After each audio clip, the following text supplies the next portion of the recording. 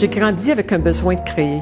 Ma mère avait beaucoup d'imagination dans la décoration et la couture. Elle créait des chefs-d'œuvre avec très peu de ressources. Et je crois que j'ai commencé par la couture, la haute couture. Plus tard, je me suis intéressée au vitrail, à la poterie, avant d'arriver à la peinture, ce qui est devenue ma façon personnelle d'exprimer ma créativité.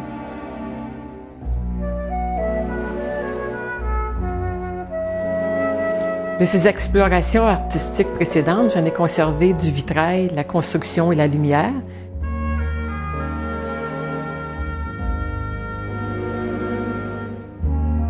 Tandis que de la poterie, c'est la matière, les empâtements, les tons proches des teintes de terre, ocre, brun, les blancs, les couleurs des métaux, de plus en plus intégrés dans mes tableaux, notamment les couleurs métalliques, bronze, or et cuivre.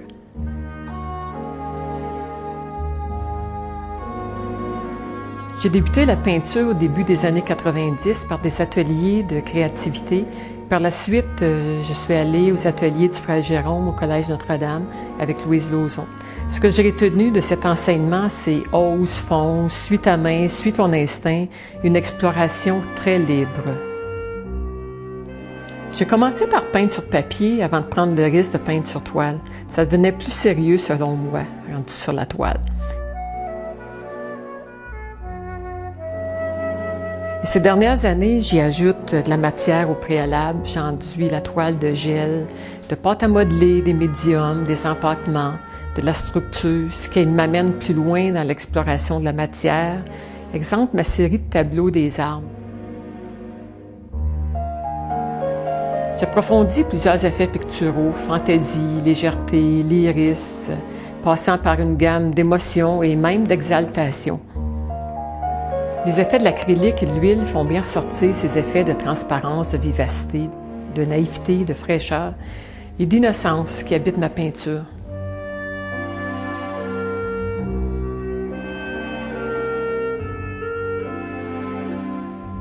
Quand je peins à l'extérieur, puis la peinture en direct, j'aime utiliser les bâtons à l'huile ou l'huile que j'aime beaucoup pour son onctuosité ou la richesse de sa texture.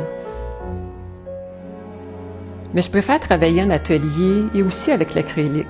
J'ai besoin de différents matériaux, des médiums, de l'espace pour travailler, car mes projets sont évolutifs.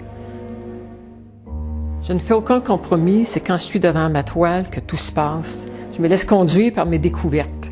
J'explore l'œuvre qui émerge, puis qui prendra tout son sens.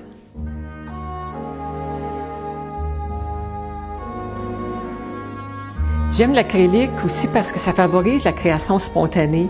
Puis avec le jeu de la spatule, ça convient bien avec ce type de médium. Diverses techniques et styles se chevauchent. Mes procédés interrogent l'espace québécois. Pas comme un peintre paysagiste, mais essentiellement tenant compte d'une démarche émotionnelle. Je pourrais même dire que ma démarche est une intériorisation de la nature.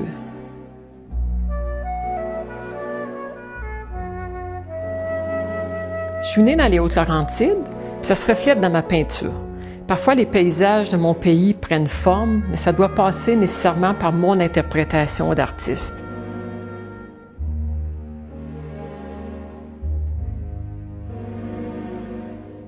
Je fais aussi quelques fois par année des voyages de pêche dans la nature du nord du Québec.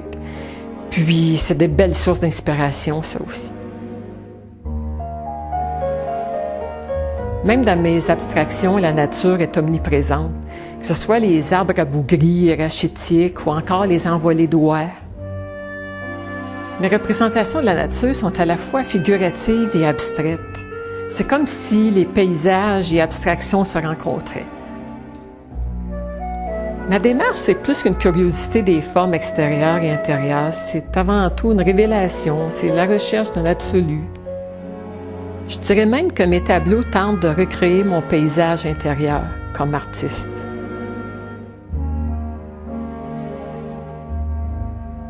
Pour moi, un tableau est terminé où j'en suis vraiment satisfaite. C'est seulement quand il dégage une quiétude.